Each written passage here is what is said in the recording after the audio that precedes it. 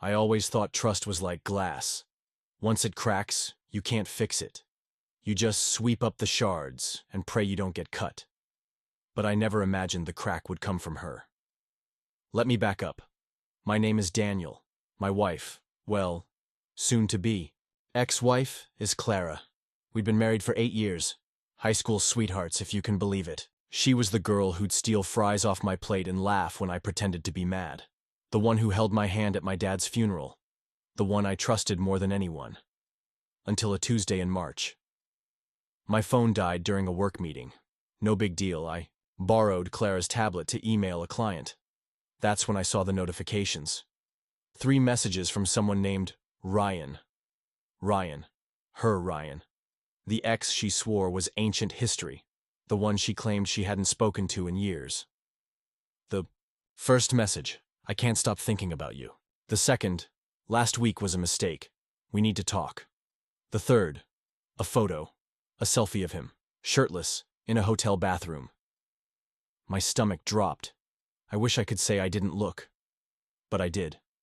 I opened every message, every photo, every deleted thread she'd tried to hide. 6 months of lies. Dates lined up with her work trips. Late-night texts disguised as group chats with the girls. Even a receipt for a necklace I'd never seen her wear.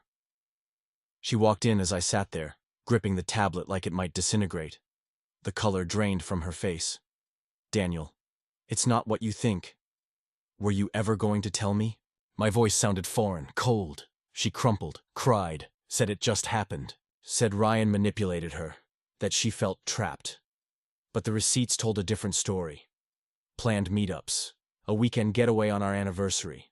Lies stacked so high I couldn't see the truth anymore. Here's where I broke. Instead of screaming, I went numb. I packed a bag, stayed at a hotel, and did something petty. I screenshot every message, every photo, every lie. Then I waited. 2 days later, her parents invited us to dinner. They loved me. Her dad called me his real son. Her mom knitted me scarves every Christmas. That night, I brought the divorce papers. Clara thought it was a peace offering. She smiled when I handed her the envelope.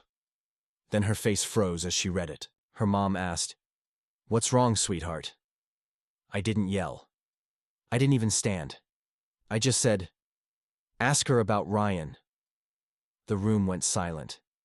Clara's brother choked on his wine. Her mom's smile twitched. "Who's Ryan?" Clara stared at me, tears streaming. "Please, don't do this." So I did. I pulled out my phone, opened the screenshots, and slid it across the table. What happened next was chaos.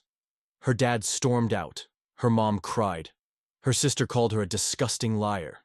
And Clara, she just sat there staring at me like I'd held a gun to her head. But here's the thing. When I walked out, I didn't feel victorious. I felt sick. Was I right to burn her life down? Or did I become the villain she thinks I am? I don't know anymore. The days after the dinner felt like wading through wet concrete. Every step took effort. Every breath felt heavy. Clara didn't come home that night, or the next. Her sister Lisa texted me once. "You didn't have to destroy her like that." I didn't reply. What could I say? She destroyed me first? Maybe. But it didn't taste true anymore. Work became a refuge. My boss, Mark, noticed. "You look like hell," he said, tossing a file on my desk. "Take a week off." I didn't. Instead, I buried myself in spreadsheets and deadlines, anything to outrun the guilt. Guilt? Yeah, that's the kicker. I thought I'd feel rage, vindication, but all I felt was hollow. Then, on a Thursday, Ryan showed up. I was at the grocery store, staring blankly at cereal boxes when I heard his voice. Daniel, right? He looked like a Netflix villain. Perfect stubble, expensive jacket, the kind of smile that probably charmed Clara right out of her clothes. My fists clenched. "What do you want?" He raised his hands, all fake innocence. "Look, man, I heard what happened. I'm sorry. Sorry." The word hit me like a slap. "You're sorry? You slept with my wife." A woman pushing a cart full of toddlers froze nearby. Ryan lowered his voice. It wasn't like that. Clara told me you two were separated, that you'd agreed to see other people. The floor tilted. What? He shrugged. She said you were staying with a friend, that it was over, but you didn't want to file yet for the kids or whatever. We don't even have kids. My throat tightened. You're lying. Why would I lie? He pulled out his phone, scrolled, then showed me a text. Clara's number. Ryan, I'm finally free. Let's meet tonight. Sent a week before I found the messages. I stared at it. The dates matched her work trip to Chicago, the one where she'd FaceTimed me from her hotel room, wearing that same necklace I'd never seen. His necklace. She played us both, Ryan said, pocketing his phone. But hey, you got your revenge, right? Congrats. He walked off, leaving, me standing there, clutching a box of frosted flakes like it was a life raft. I drove to my brother's apartment. Jamie's the only family I've got left. He took one look at me and handed me a beer. Spill. I told him everything. The dinner, Ryan, the text. Jamie whistled. So Clara lied to him too. You believe that? I don't know what to believe anymore. He leaned forward, elbows on knees. Remember when you first started dating her? That guy at the bar hit on her, and she shut him down so hard he apologized to you? This isn't her, Dan. Something's off. People change, or they get stuck. He paused. Did you ever ask why she did it? I hadn't. Not really. That night after the iPad, I'd just shut down. Assumed the worst. Maybe because the worst was easier than the truth. The next morning, Clara called. I let it go to voicemail. Then she texted, "Please meet me. There's things you don't know." We met at the park where we had our first date. She looked thinner, pale, like she hadn't slept in weeks. You talked to Ryan, she said quietly. He said you told him we were separated. She flinched. I didn't have a choice. He wouldn't leave me alone unless I made it sound like we were over. He's not stable, Daniel. So, you're the victim now? No. Her voice broke. I'm just trying to explain. After Mom's cancer scare last year, I was a mess. You were working all the time. Ryan reached out, said he wanted to apologize for how things ended. I thought I could handle it. But he kept pushing, threatening to tell you we were talking if I didn't. Didn't what? Sleep with him? She wiped her eyes. It started as coffee, then drinks, then... I don't know how it happened, but I tried to end it. That's what those messages were, me telling him it was over. He sent that photo to scare me, to make you find it. My chest ached. Why didn't you tell me? You hated him. I thought you'd never believe me. A jogger passed us, laughter trailing behind. I thought of the screenshot I'd shown her family, the hotel receipt, the necklace. You kept lying, even after I caught you. Because you didn't give me a chance. Her words exploded, raw and sharp. You walked out. You humiliated me. You didn't want the truth. You wanted to punish me. The accusation hung between us. I couldn't deny it. That night, I dug through old boxes in the garage, found our wedding album. Photos of us laughing, her head on my shoulder, my hand on her waist. A note she'd slipped into my lunch years ago. Don't forget to eat. Love you more. Jamie's words echoed. Did you ever ask why? I hadn't, because asking meant admitting there might be reasons. That maybe I'd failed her too. The divorce papers are still on the table. Unsigned. Clara texted again. I'm staying at Lisa's. I'll wait for you. However long it takes. I don't know what to do. Was she a cheater? Yes. But was I a saint? When her mom had surgery, I was too busy to visit. When she begged me to go to counseling, I said, we don't need it. When she cried in bed, I pretended not to notice. Maybe the cracks started long before Ryan. Now I'm sitting here, staring at her key on the counter. If I pick it up, am I forgiving her? Or am I just afraid to be alone? I don't know. But I think I need to find out. I didn't go to Lisa's. Not right away. Instead, I drove to the beach where Clara and I got engaged. It was raining, the kind of cold, gray drizzle that seeps into your bones. I sat in the car, watching the waves slam the shore, and wondered how something so loud could feel so quiet. When my phone rang, I almost didn't answer. But it was her mom. "Daniel," she said, her voice thin. "Can we talk?" We met at a diner off the highway. Linda looked older, her hair streaked with more silver than I remembered. She ordered tea, her hands shaking as she stirred in honey. "Clara's staying with me now," she said. "Not Lisa." I blinked. "Why?" She hesitated. "Lisa's husband.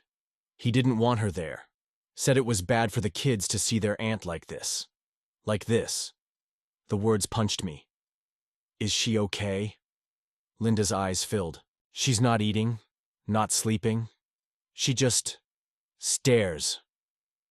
She reached into her purse and slid a folded letter across the table. "She wrote this for you." The paper smelled like Clara's perfume. My name curled across the front in her looping handwriting. I didn't open it. "Why are you giving me this?" "Because you deserve to know why she did it," Linda said quietly. "And because I failed her." The letter stayed in my glove compartment for 2 days. Then, at 3 a.m., I cracked. "Daniel, I've tried to write this 100 times. Nothing sounds right. How do I explain the unforgivable? Remember when my mom got sick? You took a second job to pay her medical bills. You didn't complain, not once, but you were gone all the time. I'd sit in that empty house, listening to the clock tick, and wonder if you even wanted to come home." Then Ryan messaged. He said he'd heard about Mom and wanted to be there for me. I told him to screw off, but he kept texting, calling, said he'd changed. When I finally agreed to coffee, it wasn't about him. It was about feeling seen. Pathetic, right? It wasn't an affair, not at first. We just talked. About Mom. About you. About how lonely I was. But then he kissed me. I pushed him away. Told him never to contact me again. That's when he threatened to send you photoshopped texts, screenshots of fake flirting. He said you'd never believe me. I panicked. I kept meeting him to negotiate. Stupid, I know. But the more I gave in, the more he wanted. The necklace? He forced it on me. The hotel? He booked it, said if I didn't show up, he'd ruin us. I know none of this excuses what I did. I should have told you. But I was terrified. Of losing you. Of you thinking I'd chosen him. The day you found the messages, I was going to end it. For real. I'd hired a lawyer to get a restraining order. But you left before I could say anything. I don't expect forgiveness. I just need you to know, I never stopped loving you, not for 1 second, Clara. I read it 3 times. Then I drove to Ryan's apartment. He answered the door, shirtless, smirking. "Back for round 2? I shoved the letter in his face. "You blackmailed her?" He rolled his eyes. "Oh, please. She's lying to save her. Ass. The restraining order doesn't exist." He crossed his arms. "Check the courts. Go ahead." I pulled out my phone, searched her name. Nothing. Ryan grinned. "Told you. She's playing you, man. Always has." But then I noticed it. A missed call from an unknown number last week. Voicemail. I played it on speaker. A woman's voice, shaky.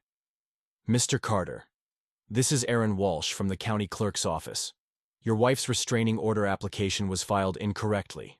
We need her to resubmit the—" Ryan's smile vanished. He lunged for my phone. I dodged, backing into the hall. "You son of a bitch! You knew she tried to stop you!" He slammed the door. I heard locks click. Clara was on the porch when I got to her mom's house, wrapped in a blanket, cheeks hollow. She stood when she saw me. "You should have told me," I said. "Would you have believed me?" I didn't answer. She stepped closer. "I have proof. Texts he sent, voicemails. I was gathering it all. For the order. Why? Because I wanted to fix things. With you." Her voice cracked. "But after what I did, I didn't think I deserved to." The porch light flickered. Somewhere, a dog barked. "I don't know who you are anymore," I said. She reached into her pocket, pulled out her wedding ring. Neither do I, but I'm trying to find out. I left before I could cry.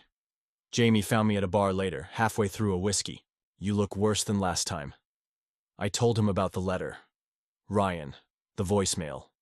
He sipped his beer. You think she's telling the truth? I don't know. But you want to. I stared at the ice in my glass. What if I forgive her and she does it again? What if you don't and she was telling the truth? The bartender turned up the TV. A weatherman warned of a storm moving in. I need to talk to him, I said. Ryan? No. I stood, tossing cash on the bar. Her dad. Clara's father answered the door in sweatpants, a baseball game blaring behind him. He didn't invite me in. I'm sorry, I said. For the dinner. I wasn't thinking, he grunted. You here to apologize or ask for something? Did you know about Ryan? His jaw tightened. She told me he was harassing her. I said to handle it. Didn't realize she was handling it by screwing him. She says he blackmailed her. And you believe that? I don't know what to believe. He studied me, then sighed. When Clara was 16, she dated this kid, Tyler. He hit her. She hid it for months. Finally told me, and I went to his house, ready to kill him. Know what she did? Begged me not to. Said she'd provoked him. That's Clara. She'll set herself on fire to keep others warm. The crowd on TV roared. A home run. She's not perfect, he said, but she's my kid, and right now, she's broken. He shut the door. Didn't sleep that night. Instead, I scrolled through old photos. Us at the Grand Canyon. Us laughing on a ski lift. Us, sunburned and sweaty, building a bookshelf in our first apartment. Then I opened the screenshots, the hotel receipts, the shirtless selfie. 2 truths, same woman. At dawn, I texted Clara. Meet me at the courthouse, noon. She replied instantly, okay. She wore the same blue dress she'd worn on our first date. Her hands trembled as she approached. I held out the divorce papers. She inhaled sharply. Oh, I'm not signing them, I said. Not yet. Her eyes widened. We're going to therapy, I said. And you're filing that restraining order. Today. Daniel, I'm not saying I forgive you. I'm saying I'm willing to try. She crumpled, sobbing. I didn't hug her, but I didn't walk away. Ryan's trial started last month, Clara testified. So did I. He got 2 years probation, a restraining order, but the gavel didn't fix us. Some nights, I wake up reaching for her. Others, I lie awake, replaying the lies. The therapist says trust takes time. But time feels like sand. Every grain could slip away. Clara's living in the guest room now. We share coffee, silences, sometimes a laugh. Last night she knocked on my door. Can I come in? I moved over. She lay down, inches between us. I'm scared, she whispered. Me, too. We didn't touch. But for the first time in months, I slept through the night. Therapy was like peeling an onion. Every layer made us cry, but we kept going. Dr. Ellis called it unpacking the trauma. I called it torture. Clara sat stiffly in her chair every session, knees pressed together, as if holding herself in one piece. I need you to understand, she said during our 3rd visit. I didn't want him. I wanted to feel worth something. And when you weren't there, I let him fill the hole. So, this is my fault? I snapped. Dr. Ellis raised a hand. Daniel, let's reframe that. Clara's sharing her feelings, not assigning blame. But it still felt like blame. We moved through the weeks like ghosts in our own home. Clara cooked. Dinner. I ate in silence. I mowed the lawn. She left lemonade on the porch. Small gestures, heavy with everything unsaid. Then came the night I found her crying in the laundry room. She was clutching one of my old shirts, the fabric pressed to her face. It still smells like you, she said. I didn't know what to do, so I sat on the floor beside her. The hum of the dryer filled the space between us. I miss you, she whispered. I'm right here. No, you're not. She was right. I was a stranger in my own skin, watching us both from a distance. Ryan's probation ended in September. Clara got the alert on her phone and froze, her coffee spilling across the counter. He can't contact me, she said more to herself than me. The order's still active, but that night she double-checked the locks. Twice, Jamie invited us to his wedding. You don't have to come, he said, but we both knew Clara wouldn't miss it. She spent weeks picking a dress, curling her hair, practicing smiles in the mirror. When she walked downstairs that day, my breath caught. She looked like the girl I'd married. The ceremony was small. Jamie's bride, Elena, glowed. When they kissed, Clara gripped my hand. I didn't let go. At the reception, we slow danced. Her head fit perfectly under my chin, like always. Remember our wedding? She murmured. You tripped walking down the aisle. You cried during your vows. Still do. She laughed, soft and warm, and for a moment, it was enough. Then the texts started. Unknown number. You think he'll ever trust you again? Clara showed me immediately, her hands shaking. It's him, it has to be. Ryan's number was blocked, but he'd used a burner. The police said there was nothing they could do without proof. That night, I found her shredding every photo of us from the past decade. He's right, she said, tears streaming. I don't deserve you. I don't deserve anything. I grabbed her wrists. Stop. She collapsed against me, fists clenched in my shirt. I'm so tired, Daniel. Me too. We stayed like that until sunrise. In November, Clara's mom had another scare, a lump in her breast. Benign, thank God, but it shattered Clara. She spent nights at the hospital, mornings at work, evenings scrubbing our floors raw. Talk to me. I begged after finding her asleep on the bathroom tiles. I can't lose her, she said. Not after almost losing you. I carried her to bed. She clung to me, her tears soaking my collar. It was the first time we'd touched in months. Winter came hard. Ice storms knocked out the power, trapping us in candlelit darkness. We played cards, argued about mayonnaise, laughed when the fridge flooded. One night, she kissed me. I pulled back. Why? Because I'm cold, she said. But her eyes said, I'm sorry. I kissed her anyway. It tasted like salt and hope. Therapy got harder. Do you still love her? Dr. Ellis asked. Yes. Do you trust her? I don't know. Clara stared at her hands. Ryan died in January. Car accident. Drunk driving. Clara didn't cry. Just knelt by the toilet, vomiting until her throat bled. I should feel something, she rasped. Why don't I feel anything? I rubbed her back, remembering the man who'd wrecked us. Now he was gone, and we were still here. Broken, but here. On our 9th anniversary, Clara left a note on the fridge. Meet me at the beach. 7 p.m. She stood where I'd proposed, her coat flapping in the wind. The sunset painted her gold. I filed the divorce papers, she said. My heart stopped, but I didn't sign them. She handed me the envelope. I'm letting you choose. If you want out, I'll understand. The papers fluttered between us. I tore them in half. She sobbed. Why? Because I'm tired of choosing the past. I kissed her, slow and deep, the way I should have years ago. Let's start over. We're still finding our way. Some days the anger comes back. I'll see her texting and my stomach knots. She'll catch me staring and put her phone face down. But most days, we're okay. Last week we planted a tree in the backyard. Something to outlive us, she said. As we patted dirt around the roots, she smiled. A real one. Do you think it'll grow? She asked. Not sure. I squeezed her hand. But we'll water it. The tree we planted last spring is dying. I noticed it on a Tuesday, a brittle curl to the leaves, branches slouching like an old man.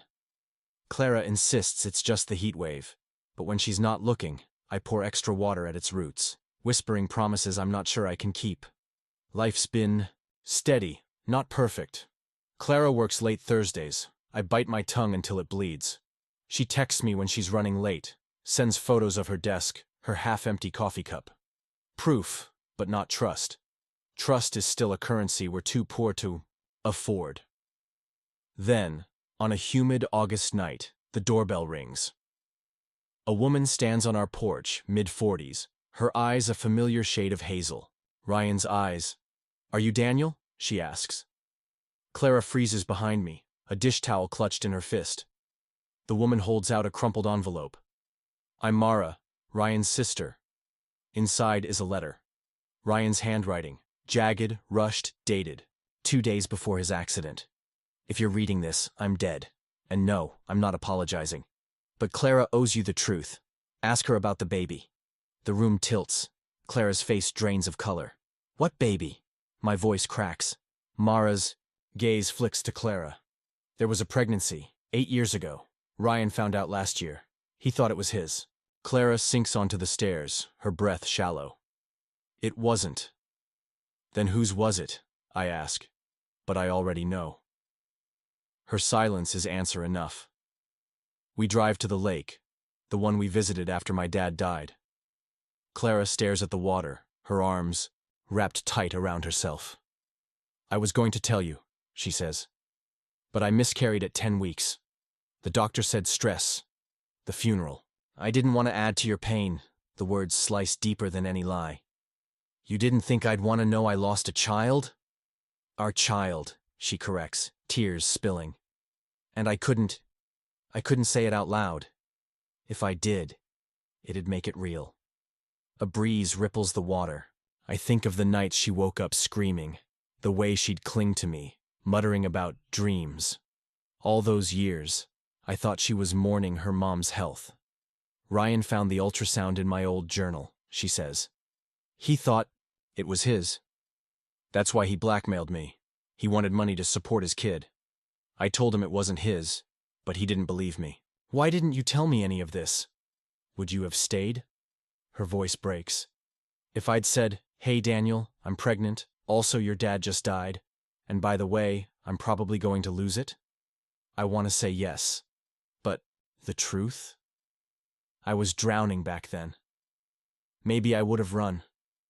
Mara waits at our house, sipping the tea Clara hates. "Ryan wasn't all bad," she says. "Our dad messed him up. But he loved that kid, even if it wasn't his. There was no kid," I snap. "Not anymore." She sets down her cup. "Look, I didn't come here to fight. Ryan left something else, a key, to a storage unit." Inside, we find boxes of Clara's things, photos, journals, the necklace Ryan gave her. At the bottom, a tiny onesie that says, "Daddy's little slugger." Clara collapses. I catch her, her sobs echoing off concrete walls. "I'm sorry," she chokes. "I'm so sorry." I hold her tighter. Jamie's baby is born in October. A girl, rosy and squalling. Clara hesitates at the hospital door, her hands trembling. "You coming?" I ask. She shakes her head. "I don't belong in there." "Yes, you do." Elena places the baby in Clara's arms. She stiffens, then melts, tears dripping onto the blanket. "She's perfect," Clara whispers. Jamie claps my shoulder. "You guys next?" Clara flinches. I change the subject. Winter brings a different kind of storm. Clara quits her job, starts volunteering at a clinic, comes home with light in her eyes again. One night she traces my jawline, her touch feather-light. What if we tried? For a baby? For us? The old fear rises, but so does something else. Stubborn, reckless hope. The tree blooms in April. Pale pink flowers, fragile as tissue paper. Clara laughs when she sees them, the sound bright and unfamiliar. "Told you it wasn't dead," she says. I kiss her under the branches, the petals falling around us like snow. Therapy ends in May. Dr. Ellis shakes our hands. Remember, healing isn't a straight line. Clara links her arm through mine as we leave. "What now?" "Now," I say, "we live." The clinic where Clara volunteers hosts a fundraiser. Kids paint murals on the walls. She helps them mix colors, her hands stained blue and gold. I watch from the doorway, her laughter mingling with the chatter of toddlers. A little girl tugs, her sleeve demanding more glitter, and Clara grins, wide, unguarded, alive. Afterwards, we walk home through the park. Autumn leaves crunch underfoot, the air sharp with wood smoke. She links her pinky with mine. Do you ever think about them? She asks. Who? The baby. What they'd be like. I do, all the time. A phantom child haunting our grocery lists, school plays, Christmas mornings. But I squeeze her hand. They'd have your eyes. She leans into me, quiet. At home, the tree stands bare, its branches clawing at the twilight. Winter's coming, but the roots are deep now. We'll prune it. Wait. Hope. Clara starts a blog. Not a guide to forgiveness, just stories. Our story. Her mom's cancer, the miscarriage, Ryan, me. She writes raw, unflinching posts that go viral. Hate mail floods in, you're a cheater. He's a doormat, but other messages too. This helped me stay. This helped me leave. I read every comment. So does she. On New Year's Eve, we skip the party. Build a fort in the living room instead. String lights, old blankets, a laptop playing 90s rom-coms. She rests her head on my chest, our legs tangled. What's your resolution? She asks. Stop keeping score. She traces the scar on my knuckle, from punching a wall the night I found the texts. And if I mess up again?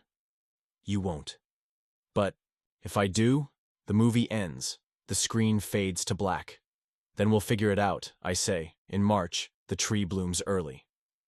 To everyone who stayed until the end, thank you, truly. This story wasn't about heroes or villains, just two flawed people choosing each other again and again, even when it hurt.